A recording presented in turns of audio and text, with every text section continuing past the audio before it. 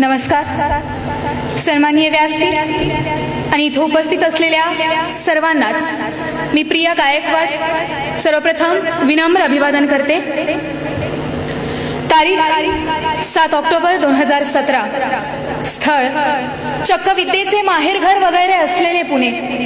15-20 लोकांच्या जमावानं 4 कुत्र्यांना रॉकेल टाकून जिवंत जाळलं आणि 16 कुत्र्यांना अन्नात विष टाकून मारलं.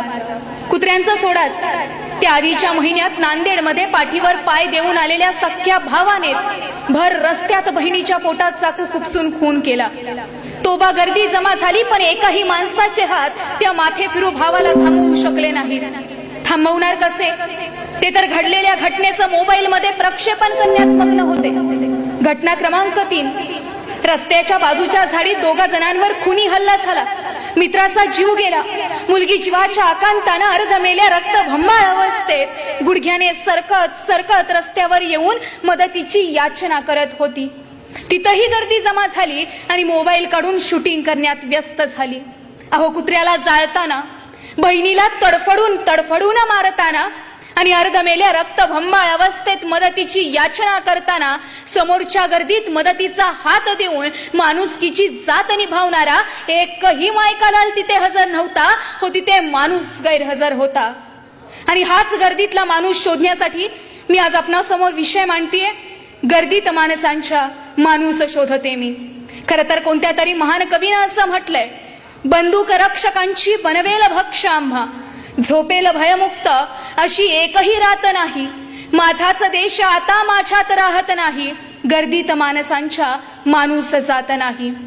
अरे मित्रांनो, किडे, मुंग्या, पशु, पक्षी, राने, वने, झाडा झुडपांच्या या पसाऱ्यात जगणाऱ्यांपेक्षा थोडा सतर्क मेंदू आणि 2 हात 2 पाय लाभलेली जमात म्हणजे माणूस.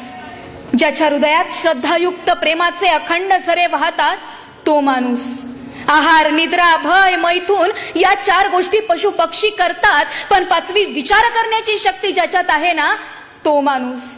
जीवशास्त्राच्याच भाषेत सांगायचं झालं तर ज्याचा अंगठा या 4 बोटांपासून वेगळा झाला आणि खरं तर त्याच्या जीवावर हा कर्तृत्वाचा डोलारा उभा केला, अशी या निसर्गाची सर्वोत्तम निर्मिती म्हणजे माणूस. माकडाची शेपटी गेली, तो 2 पायावर उभा राहिला, तो चालू लागला, पळू लागला. त्याच्या बुद्धीची धाव एवढी की तो चंद्रावर पोहोचला, त्याच्या बुद्धीची झेप एवढी की तो मंगळावर पोहोचला. त्यानं समुद्र काबीज केला, त्यानं नद्या अडवल्या, त्यानं जंगल ताब्यात घेतली आणि इथंच खरा घोळ झाला. जशी त्यानं जंगल ताब्यात घेतली तशी त्याच्या मनातली हिरवाई संपली. त्याने पाखरांचे संसार उद्ध्वस्त केले. त्यानं नद्या अडवल्या, पण मनातले प्रेमाचे झरे आटले. त्याने विशाल समुद्रावर राज्य केलं, पण मनात संकुचित डबकं तयार झालं. एका बाजूला त्यानं ग्रहताऱ्यांना प्रदक्षिणा घातल्या, पण दुसऱ्या बाजूला त्याच्या संवेदनांनाच ग्रहण लागलं.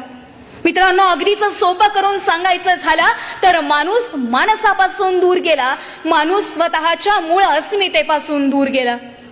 अहो, संध्याकाळच्या जेवणावेळी घासातला घास बाजूला काढून वाटीभर भाजी शेजाऱ्याच्या घरी नेऊन देणारी पिढीच आज मुळात थकलीये. आज रोज सकाळी शिळा मसाले भात आणि चपात्या कचरा कुंडीत टाकताना फुटपाथवर एखाद्या उपाशी लेकराला याची गरज असेल असं जेव्हा आम्हाला वाटत नाही ना, तेव्हा तिथं आमच्यातला माणूस हरवलाय. आणि इथेच पाडगावकर म्हणतात, या झोपड्यात आली वाहूनही गटारे, चिखलात हुंदक्याच्या माणूस शोधतो मी, कोलाहलात साऱ्या माणूस शोधतो मी, गर्दीत माणसांच्या माणूस शोधतो मी. अहो, आज कोणतंही वर्तमानपत्र काढा, कोणतंही न्यूज चॅनल लावा, व्हॉट्सअप ओपन करा, फेसबुक लॉग इन करा, तुम्हाला प्रचंड गर्दी दिसेल ती माणसांची, जी गर्दी थंड असते आया बहिणींची आबरू लुटताना. एखादा दुर्दैवी अपघात होतो, रक्ताच्या थारोळ्यात माणसं तडफडतात, तिथंही गर्दी असते. ती गर्दी मग्न असते फोटो काढण्यात, शूटिंग करण्यात. अहो, एल्फिन्स्टनचा पूल पडतो, तिथंही गर्दी असते हजारोंची, पण ती गर्दी धुंदीत असते, माणसांना तुडवून, माणसांना चेंगरून स्वतःचा जीव वाचवण्यात. एखादा भूकंप होतो, महापूर येतो, ढिगाऱ्या खाली हाडामासाची माणसं गाडली जातात. मग तिथं गर्दीतलाच कोणीतरी गर्दी समोर येऊन भाषण देत असतो, तर गर्दीतलाच कोणीतरी प्रेताच्या अंगावरचे दागिने ओरबाडण्यात मग्न असतो. गर्दी कुठे नाही, राशनच्या दुकानात गर्दी, हॉस्पिटल भोवती गर्दी, रेल्वेमध्ये गर्दी, बसमध्ये गर्दी, पण आसपास माणसं उपाशी आहेत. लेकरं शाळेविना आहेत. हॉस्पिटलमध्ये कळ्या खुडल्या जात आहेत. शेजारच्या फ्लॅट मधले आजोबा औषधाविना एकटेच आहेत. हे आणि असं सगळं बघायला आजच्या आमच्या गर्दीला वेळ नाही हो. आज मातीच्या भिंतींना सिमेंटचा गिलावा आला, पण माणुसकीचा ओलावा मात्र पापुद्रे उडावेत तसा उडून गेला. फ्लॅट सिस्टीम मध्ये, अपार्टमेंट मध्ये माणसं घरानं जवळ आली, पण मनानं ती तेवढीच दुरावली गेली. आणि या सगळ्याचा परिणाम म्हणजे इथल्या माणसांची मनं मुरदाळ झाली. आणि म्हणून खरं तर आज या व्यासपीठावर हा विषय मांडण्याची गरज भासली. आणि मित्रांनो, मान्य आहे मला, निसर्गतः इतर प्राण्यांप्रमाणे माणूसही स्वार्थी असतो आणि त्यानं ते असावंही. पण आपलं भागल्यानंतर उरलेलं इतरांना देण्याची दानत माणूस सोडून सगळ्या प्राण्यांमध्ये असते. अहो, जंगलाचा राजा सिंह देखील स्वतःचं पोट भरल्यावर उरलेली शिकार इतर प्राण्यांसाठी ठेवून जातो. मुळात गर्दीत माणूस हरवण्याचं कारण माणसाचा हव्यास, माणसाचा लोभ. अडाणी बहिणाबाई याच माणसाला उद्देशून विचारतात, माणसा कधी होशील माणूस, लोभापायी झाला माणसाचा कानूस.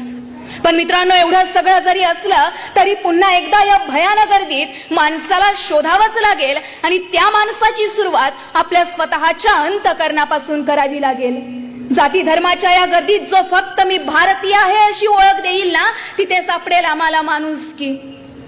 एखादा मुलगा रस्त्यावरच्या चौकात भीक मागताना दिसेल आणि त्याच्या हातात जो पहिल्यांदा पाटी पेन्सिल देईल, तिथं सापडेल आम्हाला माणुसकी.